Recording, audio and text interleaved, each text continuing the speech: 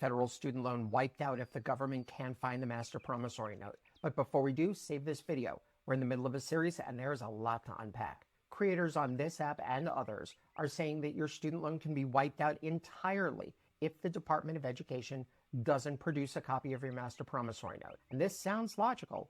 If they can't prove that you took out the loan, you shouldn't have to pay it back, right? Well, unfortunately, that's not how it works when you're dealing with federal student loans. How do I know? I've been a student loan lawyer for nearly 30 years. If you request a copy of your Master Promissory Note and the government can't produce it, you get two choices.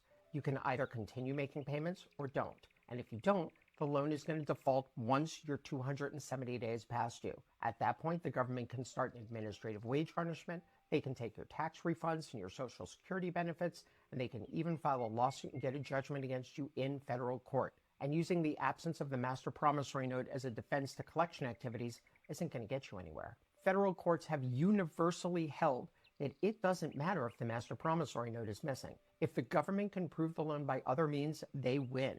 For example, courts accept a sworn statement of indebtedness and account records as proof of the loan's existence and terms, even if the promissory note isn't around. Once the government provides their proof, the burden shifts to the borrower to produce evidence that the debt isn't owed. For example, if you claim you never took the loan, you're going to need to prove that you paid for your education without it. If you claim that the loan was paid in full, you're going to have to show proof of payment. Circumstantial evidence is going to